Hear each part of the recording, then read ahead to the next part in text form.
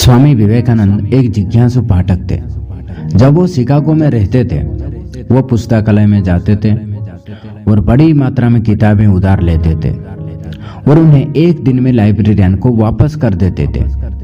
निराश लाइब्रेरियन ने स्वामी विवेकानंद से पूछा कि जब वो उन्हें पढ़ना नहीं चाहते तो उन्होंने किताबें क्यों उधार ली।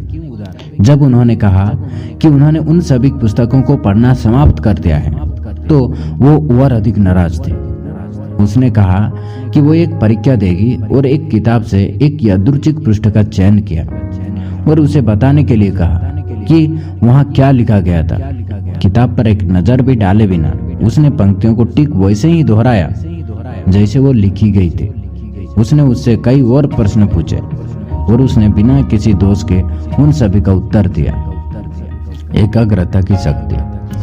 जब स्वामी विवेकानंद अमेरिका में थे, कुछ लड़के फूल पर खड़े थे और पानी में तैर रहे अंडे के चिलकों को मारने की कोशिश कर रहे थे। वो लगभग हर कोशिश में विफल रहे। विवेकानंद जो उन्हें दूर से देख रहे थे, उनके करीब गए, बंदूक ली और 12 बार फायर किया और हर बार जब उन्होंने फायरिंग की तो उन्होंने अंडे का चिलका मारा। जिज्ञासु लड़कों ने उससे पूछा कि उसने ये कैसे किया। उन्होंने जवाब दिया, आप जो कुछ भी कर रहे हैं उस पर अपना पूरा दिमाग लगाएं। अगर आप शूटिंग कर रहे हैं तो आपका दिमाग केवल निशाने पर होना चाहिए, फिर आप कभी नहीं चूकेंगे। यदि आप अपने सबक सीख रहे हैं तो केवल पाठ के बारे में सोचें। मेरे में देश के लड़कों को ऐसा करना सिखाया जाता है। निर्भय। जब एक घटना हुई तब स्वामी विवेकानंद 8 साल के थे। वो अपने दोस्त के परिसर में एक चंपक के पेड़ से सिर नीचे लटकाना पसंद करता था। एक दिन वो पेड़ पर चढ़ रहा था और एक बूढ़ा व्यक्ति उसके पास आया और उससे कहा कि वो पेड़ पर ना चढ़े।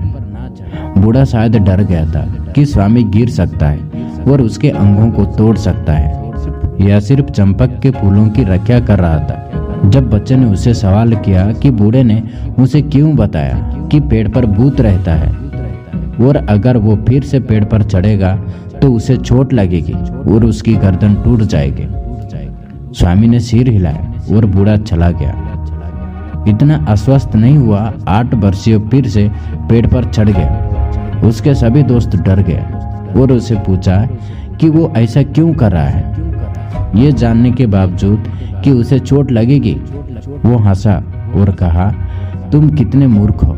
हर बात पर सिर्फ इसलिए विश्वास ना करें क्योंकि कोई आपको बताता है। अगर बूढ़े दादा की कहानी सच होती तो मेरी गर्दन बहुत पहले टूट जाती।